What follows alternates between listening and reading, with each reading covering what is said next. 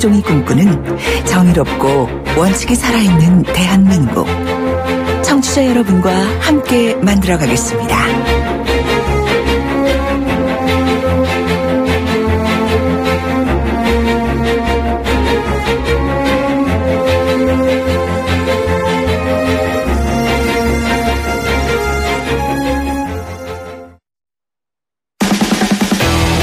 돌려보고 비틀어보는 오늘의 이슈. 이종훈의 뉴스 측면 승부. 시사계 진돗개 이종훈 박사 모셨습니다. 안녕하십니까? 네, 이종훈입니다. 오늘은 머리를 풀어 헤치고 왔습니다. 더 사나워 보이죠? 아, 그렇습니다. 네. 저 요새 갈팡질팡합니다. 저 머리의 모습은 어떤 심리를 대변하고 있을까 좀 궁금해지고 예. 있습니다. 오늘 이슈는 어떤 겁니까? 고영태 긴급 체포. 예. 왜 하필 지금? 조금 전에 안 그래도 이춘석 의원하고 인터뷰를 나눴습니다. 네. 이게 그 우병우 수석의 이 기각을 네. 커버하기 위해서 예. 내놓은 거 아니냐 이런 이야기가 하셨는데 어떻게 보십니까? 예, 그렇습니다. 예. 지금 뭔가 이렇게 타이밍이 좀 이상하게 묘하다. 예. 그런 얘기를 해요. 꼭 저 연예인들 이상한 소식 내놓듯이 말이죠. 그렇죠. 어떤 일을 뭐 할 때. 국내 정치적 이슈가 많으면 갑자기 연예인 열애설이 탁 불거지고 뭐 이런 식으로. 네. 고영태 씨를 그런데 긴급 체포한 것은 시점상으로는 어제 저녁입니다. 아, 예. 네.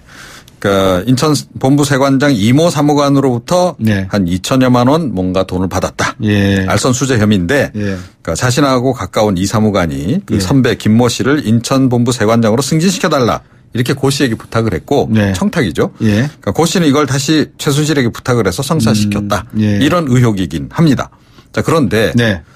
이게 시점도 좀 그 묘한 데다가 절차적으로도 좀 이상하게 너무 좀 무리수를 둔 흔적이 나타난다. 어떻게 뭐 이제 그런 얘기입니다. 그러니까 검찰이 고영태 씨에게 소환 조사를 통보한 게 지난 7일이라 네. 그래요. 예. 그러니까 10일까지 출두를 해라. 예. 이렇게 이제 통보를 한 겁니다. 예. 그런데 이제 검찰 측 설명은 연락이 갑자기 지난주부터 두절이 됐다. 그래서 긴급 체포에 들어갈 수밖에 없었다. 이렇게 설명을 한단 말이에요. 예. 그런데 이제 이 고영태 씨 변호사의 설명은 다릅니다. 예.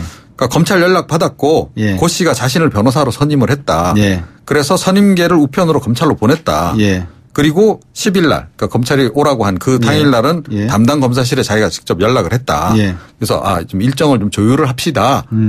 그런데 검찰 쪽에서 갑자기 선임계 아직 안 들어왔는데 이러면서 긴급 체포에 들어갔다는 거예요. 예. 자, 그러니까 이건 좀 뭔가 이상하다. 지금 이렇게 변호사가 문제 제기를 하면서 지금 체포 적부심까지 청구를 한 상태. 예. 체포 적부심이라고 하는 건 어떤 겁니까? 그러니까 체포가 적합했는지 여부를 또 판단하는. 법적으로 따져보겠다. 예. 이런 얘기입니다. 근데 오늘 저도 뭐 내용을 보니까 기사에 나온 사진이 네. 고영태 씨가 머물고 있는 집의 아파트 현관문 키를 뭐라 그럽니까? 하여튼 강력한 쇠 뭉치로 이렇게 뜯어낸 흔적이 있던데. 그죠? 그렇죠. 예. 그러니까 이른바 그 전문 용어가 좀 있지 않습니까? 뭡니까? 빠루 뭐 이런 거. 예, 빠루는 일본말인 것 같고. 네. 예. 이제 현장에서 쓰는 용어죠. 예. 하여튼 그런 것들을 좀 동원해서 예. 뭔가 이렇게 부순 그런 흔적이 이제 딱 지금 사진이 나왔어요. 그러니까 굳이 이럴 필요까지 있었느냐 이제 이런 얘기입니다. 그러니까 검찰 쪽에서 이 부분 설명은 이렇게 해요. 그러니까 고 씨가 체포하는 과정에서 좀 저항을 했다. 1시간 반 정도 집안에 있으면서도 체포영장 집행하러 왔습니다라고 이렇게 알렸는데도 계속 안 나오고 버텼다는 거예요. 네. 그래서 이제 현관문을 부쉈다 이런 얘기인데 네. 글쎄요. 보통 이렇게 하나요? 저는 저한테 물어보신 것 같아요. 이게 통상적인 경우인지 잘 모르겠어요. 예. 네. 근데 하여튼 앞에서도 말씀해 주셨지만 지금 물타기 우병우 기각 영장 기각에 물타기 같다. 네. 타이밍이 묘하다는 거 아니겠습니까? 그렇습니다. 그죠? 예. 그래서 뭐 시선 돌리기를 시도했다. 또 예. 이 사실은 이제 고영태 씨 변호인 측에서는 네. 우병우 이제 전 수석의 영장 기각과 관련해서 균형을 맞추려고 그런 거 아니냐. 네. 이렇게 문제 제기를 균형 했는데요. 맞춰야죠. 그것도 있지만 예. 뭔가 이 우파의 본격적인 반격이 시작된 거 아니냐. 저는 이런 얘기도 좀 오늘 나왔어요. 아침에 다른 방송하고 경제 관련 인터뷰를 해드리다가 네. 정부가 우리나라 경기가 호전되고 있다는 발표를 하셨더라고요. 예. 전 깜짝 놀랐습니다. 이게 정말 정부인가. 네. 뭐 소비 심리가 좀 나아지고 있다고 해서. 아니, 그러니까 경기가 지금 그러니까 윗물하고 아랫물 경기가 다르잖아요. 아이, 그럼요. 예, 지금 뭐 대기업들은 뭐 최대 호황을 그렇죠. 누리고 있지만 반도체를 가지고 있는 회사들이야 뭐. 그런데 뭐 지금 민생 경제는 지금 굉장히 더 어려워졌는데 그러니까 어느 쪽을 기준으로 얘기하시는지 모르겠는데 어쨌든 윗물 기준으로 얘기하시는 기획재정부 부총리께서는 우리나라 경기가 회복 조짐을 뚜렷하게 보이고 있다는 형태로 네. 회복 조짐을 보이고 있다 이렇게 말씀하신 것 같아요. 뭐 감사한 일이죠. 네. 자, 뭐 경기가 좋아지면 좋은 거죠. 경찰 측이 특별수사본부 수사하고는 무관하다 뭐 이렇게 이야기했다는데 네, 특별수사본부 수사는 뭡니까 또? 그러니까 이게 지금 이제 특검팀에서 넘어온 그 미완의 이제 최순실 게이트, 박근혜 최순실 게이트 관련한 수사를 이제 하는 거죠. 그래서 뭐 우병우 전 수석에 대한 게 수사도 대표적이었고 그 이외에 이제 그 뇌물죄 혐의가 있는 관련 기업들, 대기업들에 대한 수사 뭐 이런 것들이 이제 함께 진행되지 않았습니까? 그런데 이제 그 수사하고는 무관하게 이건 별건으로 지금 진행되고 있는 거다 이렇게 지금 얘기를 좀 하고는 있습니다. 그러니까 이게 국정농단 사건하고 좀 무관하다라는 얘기를 좀 하고는 있는 건데 그러나 그렇다고 해서 이게 검찰이 그러니까 완전히 이게 뭔가 이렇게 물타기 하고 있다는 의혹으로부터 자유로울 수 있느냐 그런 문제 제기는 좀 할 수 충분히 나올 수 있는 그런 이게 상황입니다. 만약에 예전처럼 일강 독주 체제였으면 검찰이 수사를 제대로 안 했을까요? 그러니까 그거는 좀 아니지 않겠느냐라고 하는 얘기가 이제 나오는 겁니다. 그러니까 지금 다른 부서에서 수사하는 건 맞아요. 이게. 그런데 이게 사실은 전부 다 지금 서울중앙지검에서 수사가 이루어지고 있다는 거거든요. 그러니까 아시다시피 지금 이제 2기 특수본도 서울중앙지검 소속으로 돼 있고, 그리고 이번 고영태 사건 또 서울중앙지검 형사 7부와 첨단 범죄 수사 1부가 담당을 하고 있습니다. 자, 그러니까 결국은 검찰 수뇌부가 뭔가 관련이 돼 있지 않겠느냐. 그러니까 관련돼 있으니까 다 알겠네요. 수사 진척 상황도 알고 그런 있고. 거죠. 그러니까 특히 이제 이영렬 서울중앙지검장 경우에는 우병우 라인이다. 우병우 전 수석하고 뭐 이 우병우 관련한 수사를 하는 과정에서 전화 통화도 있었다. 이런 의혹까지 다 불거져 있는 그런 그 상황이다 보니 그러니까 이 이영렬 지검장이나 또는 그 더 윗선 김수남 총장 이 차원까지도 올라가서 뭔가 좀 조율이 이루어진 거 아니겠느냐. 이런 얘기가 지금 이제 추정 차원에서 나오고 있는 상황입니다. 항상 이 상층 기류는 이 하층민들이 사는 기류하고는 확실히 다른가 봐요. 그러니까 조금 전에 경제 얘기했다시피요. 그러니까 경제도 윗물하고 아랫물 경기가 좀 다르잖아요. 오늘 말씀 잘 들었습니다. 감사합니다. 시사평론가 이종원 박사였습니다. 청취자가 묻고 박 박사가 전한다. 방송을 들으시면서 궁금하신 사항은 문자 메시지로 보내주세요. 샵 0945번 우물정 0945번으로 짧은 문자 50원, 긴 문자 100원의 정보 이용료가 있는 문자 메시지로 보내주시면 박 박사가 꼼꼼하게 읽고 인터뷰에서 대신 질문해드립니다. 오늘 들으신 인터뷰 방송은 YTN 라디오 곽수종의 뉴스 정면 승부 홈페이지나 팟캐스트, 팟빵을 통해 다시 확인하실 수도 있습니다.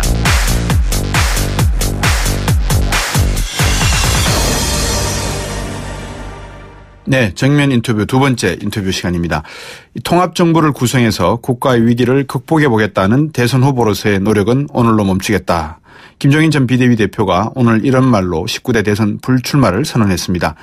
김종인 대표를 따라서 함께 민주당을 탈당했던 또 김종인 전 대표의 가장 오른팔 역할을 했던 최명길 의원 전화 연결했습니다. 안녕하십니까? 네, 안녕하십니까? 좀 착착하시겠습니다. 그렇습니다. 오늘 불출마 선언하셨는데 어떤 이유입니까?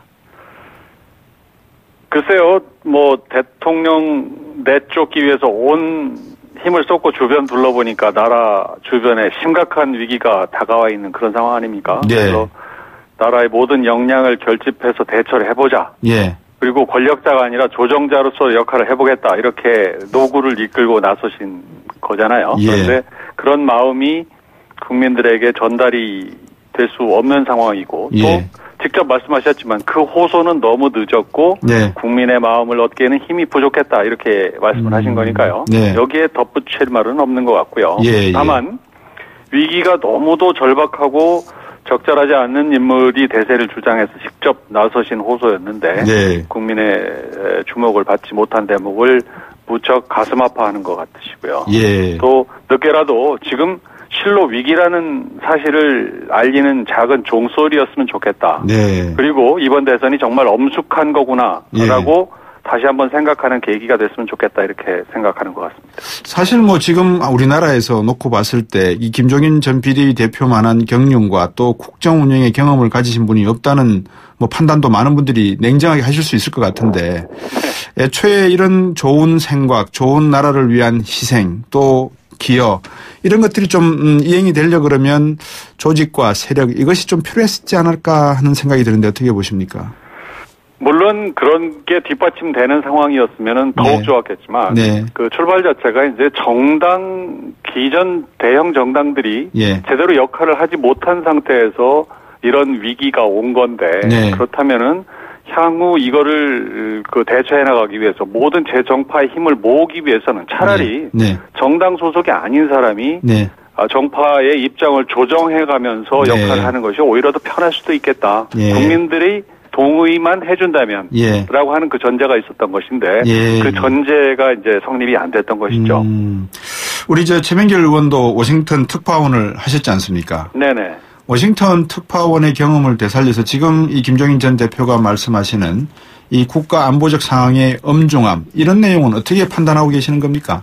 저 실제 굉장히 위험스러운 상황이라고 생각을 합니다. 예. 더군다나 이제 또 구체적으로 말을 하면요. 네네. 이제 북한이 이제 추가적 도발 행위를 했을 때 네. 그게 어떤 것이든 핵 실험이든 네. 아니면 미사일 장거리 미사일 발사든 네. 그게 어떤 것이든 미국이 전례 없는 대응을 할 건 거의 분명한 상황으로 여겨지고요. 예. 그럴 경우에는 굉장히 그 한반도의 위험한 상황으로 치달을 수 있는 상황이기 때문에 예. 정말 모든 역량을 그 총결집해서 대응을 하고 네. 준비를 하고 있어야 된다 이렇게 생각합니다. 네. 그다음에 또 우리 김종인 전 비대위원장 그러면 또 경제 문제를 늘 고민하고 계시는 걸로 알고 있는데 경제 민주화 구상 이거는 뭐 당신께서도 한 40년 동안 줄곧 가져온 질문 아니겠습니까? 화두. 네네. 이거를 놓겠다는 거는 아니겠죠? 물론 뭐 그런 경제 민주화 구상이라고 하는 것이 어떤 네. 특별한 구상이라기보다는 네. 보다 공정하게 네. 그리고 법과 원칙에 따라서 경제가 운영이 돼야 된다. 그것을 엄정하게 집행하도록 강제를 하고 네. 또 주주의 어떤 이해관계를 침탈하는 네. 그 지배주주들의 일탈적 행위를 막아야 된다. 그래야지 경제 정의가 운영이 되고 그래야지 재벌들이 네. 돈을 가지고 특권을 권력한테 사러 다니는 행위를 멈추고 네. 스스로 자유로워지면은 또 일자리도 만들고 투자도 하게 될 것이다. 이런 개념 아니겠어요? 네, 그렇기 네. 때문에 그거는 누가 해도 해야 되는 개념이죠. 네. 특별한 정책이라고 보는 건 아니죠. 알겠습니다. 그렇게 보는 거는 뭐 맞는 시각이 아닌 것 같습니다. 알겠습니다. 이 불출마 입장문을 이렇게 좀 읽어보면 이렇게 말씀하셨어요. 국민께서는 지난 15년간 이 나라를 패권적으로 운영해온 소수의 책임자를 제외하고 모두 힘을 합치라는 명령을 하고 계신다라고 하셨는데 어떤 의미일까요? 글쎄 이제 상식적으로 해석을 해본다면요. 네. 그 지난 15년 패권 세력을 언급한 부분을 한번 새겨볼 대목인데요. 네. 사실 이제 지난 15년간 3번의 정권이 지나가면서 그랬죠. 국민들이 권력층의 행태에 대해서 받은 실망감이 크지 않습니까? 네. 사실 노무현 정부나 이명박 정부, 박근혜 정부에 대해서 뭐 평가는 여러 가지 있을 수 있으나 네네. 결국은 그 당시 집권 핵심 세력들 그러니까 친노, 친이, 친박 세력들이 네. 좀 상식에 벗어난 행동을 많이 했고요. 네. 그거에 대해서 국민들이 실망을 넘어서 어찌 보면 질린 게 사실이고요. 네네. 그래서 이런 행위들이 결국은 이 나라를 이지경하게 이지경으로 네. 만든 거 아니겠어요? 네네. 그러다 보니까 지난 15년 세월 국민을 힘들게 했던 예. 그런 패권적 집권 책임자들은 좀 자숙하라. 예. 그리고 나머지 모든 정치 세력들이 힘을 합쳐서 이제 망가진 나라를 좀 일으켜 세우자. 이런 예. 요구를 국민들이 하고 있는 거고요. 네. 그런 여론이 현재 여론조사 지지율 급변으로 반영돼서 나타나고 있는 것이다. 이렇게 보는 겁니다. 예. 그렇지만 엄밀하게 말하면 이런 생각을 국민들이 모두가 다 같이 엄중하고 또 위중하게 하셔야 되는데 대통령이 탄핵된 마당에 아직까지도 우리 국민들은 이런 그 상황의 엄중함, 안보적 문제와 경제적 문제의 엄중함을 제대로 인식 못하시고 계신다 이런 판단은 아니실 거 아니겠습니까, 그죠? 뭐 그런 누구를 원망하고 이렇게 국민들이 이걸 왜 못 보느냐 하는 그런 차원의 문제라기보다는 예. 이번 기회에 예. 이 상황의 엄중함을 국민들께서 조금 좀 더 이 자신의 피부에 와닿는 네. 나의 문제로 좀 인식을 해주십사 하는 그런 절박한 호소 같은 거였죠. 예. 그리고 김종인 그런 게 이제 이루어지고 있다고 생각합니다. 예. 뭐 김종인 비대위원장의 목표가 개헌과 그리고 말씀하신 걸 보면은 협치와 연정 그리고 통합정부 이런 거였는데 이 과제는 앞으로 어떻게 보십니까? 그 과제는 뭐 어떤 아주 특별하고 뭐 어떤 정치공학적인 아이디어라 뭐 이런 건 아니지 않습니까? 그것은 누구라도 그 해야만 하는 당위를 얘기한 거고요. 예. 그래서 이런 얘기들은 진짜 대부분 어떤 공학적 설계도면 같은 실천하기 어려운 걸 얘기한 게 아니기 때문에 결국은 누구라도 집권할 수 있는 가능성이 있는 사람이면 집권 이후에 책임 있게 나라를 이끌고 가겠다 그런 의지가 있다면은 그것은 실천하면 그만인 우리 모두의 아이디어인 것이고요. 그거를 김종인 대표가 얘기를 했으니까 누구든지 앞으로 이걸 실천하면 된다 이렇게 생각하시는 것 같습니다. 예, 누구든지 앞으로 이걸 실천하면 김종인 비대위 대표께서도 어느 정도 관심을 표명할 수 있다 이렇게 해석이 되는 겁니까? 글쎄요, 뭐 그거는 누가 이거 실천해 간다고 해서 막 뭐 열렬히 나서서 뭐 지원하고 이런 행보를 보이실 것 같지는 않고요. 그렇지만 자신이 생각하는 어떤 그 나라가 이 방향으로 가야 된다고 의견을 제시했는데 그런 방향으로 가는 후보가 있다면 어떤 형태로든 응원하지 않을까 그런 생각이 듭니다. 말씀을 듣고 보면 앞으로도 뭐 비록 불출마 선언을 하셨지만 국가와 나라를 위해서는 계속 생각을 갖고 계신 거를 국민들에게 말씀하실 수 있다 이렇게 들리기도 합니다.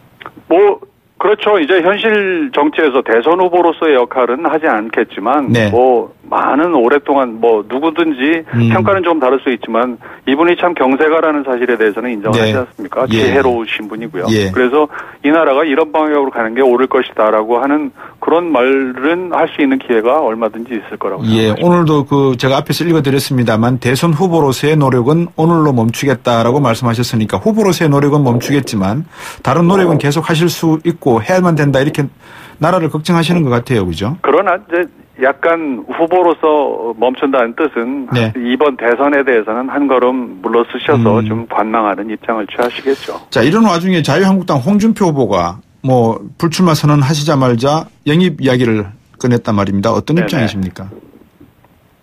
그거야 이제 자유한국당 구성원이야 모두 그런 건 아니지만요. 이 나라가 이렇게 어려웠는데 큰 책임이 있는 정당이잖아요. 그런데 그런 정당에 김종인 대표가 지금 가서 뭐를 하겠습니까? 그건 뭐 상식적이지 않은 말들이라고 보고요. 또 그런 말씀하신 분도요. 반나절 뭐 뉴스거리 만들기 위해서 그냥 해보는 소리라고 보고요. 김종인 대표께서도 뭐 귀담아 들을 것 같지는 않습니다. 지금 말씀하신 걸 들어보니까 상당히 저 자유한국당 홍준표 후보에 대해서 조금 뭐라 그럴까요? 뭐 서운한 감 내지는 실망감이 많이 배어 있는 것 같습니다. 서운함, 실망감 그런 것도 없을 것 같은데요. 뭐 특별히 기대한 게 없는데 뭐 서운하지. 알겠습니다. 자, 앞에서 제가 개헌 문제는 여쭤봤고 이제 제이노믹스에 대해서 한번 여쭤봐야 되겠어요. 제이노믹스에 대해서는 부질없고 의미 없는 이야기다 하셨고 안철수 후보의 공정성장에 대해서는 경제민주화 안 하면 할 수 없는 거 아니냐 이렇게 말씀하셨습니다. 어떤 의미일까요? 글쎄요, 제이노믹스 얘기는요. 좀 재정학자고 경제학자시잖아요. 그래서 그런 입장에서 꽤 꼼꼼히 살펴보신 후에 의미 없는 얘기다 이렇게 평가를 한 거는 맞는 것 같습니다. 그런데 이제 안철수 후보가 얘기한 공정성장론에 대해서는요. 부정적으로 평가했다기보다는요.